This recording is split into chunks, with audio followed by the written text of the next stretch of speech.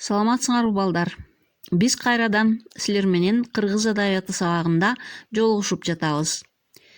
Бүгүнкү кезектеги өтүүчү сабагыбыз Касымалы Баялиновдун өмүрү жана чыгармачылыгы. Биз жазуучунун өмүрүнүн негизги учурларына токтолобуз. Касымалы Баялиновдун өмүрүнүн урунтуу учурлары.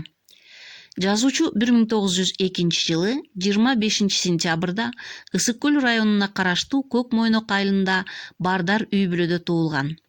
Бирок ата-энесинен эрте ажырап, жетимдиктин азабын тартып туугандардын колунда өсөт. 1916 жыл. Бул Үркүн. Аламаттуу Үркүндө жазуучу 14 жашар бала эле. Ал эл менен кошулуп Кытай жергесине барат. Мына ошол жерде ал айрым туугандарынан ажырайт. Кайра келгенде 1920 жылы педагогикалык 6 айлык курсту бүтүрөт. 1925 жылы Алматыдагы Казак педагогикалык техникумун, 1933 жылы Москвада Бүткүл союздук журналистика институтун аяктайт. Чыгармачылыгы. Баялиновдун чыгармачылыгы 22 жылдан башталат. Анын биринчи ырлары казак, татар тилдеринде басылып чыккан. Ажар повести 1926 жылы жарык көргөн.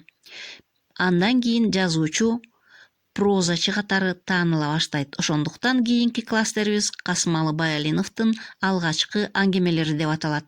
Түлкү менен суур, эсиң барда этегиңди жап, Чабалекей менен жылан, жетилген жетим, бактылуу жылкычы, Мурат аттуу аңгемелери анын алгачкы прозалык чыгармалары деп аталат. Ал эми Ажар повести, Курманжылга повести, Кыйын өткөл жыйнагы, Көл боюнда повести, Ал эми жетим эмес аңгемеси, Боордоштор романы Касымалы Баялиновду кара сөз чебери катары таанытты. Муну балдар биз кластер түрүндө бердик. Азыр анда үй тапшырмасы. Биринчи кластер. Муну толтурасыңар. Иштеген иштери деп аталат. Касымалы Баялинов кандай жумуштарды иштегендигин жөнүндө маалымат жазасыңар.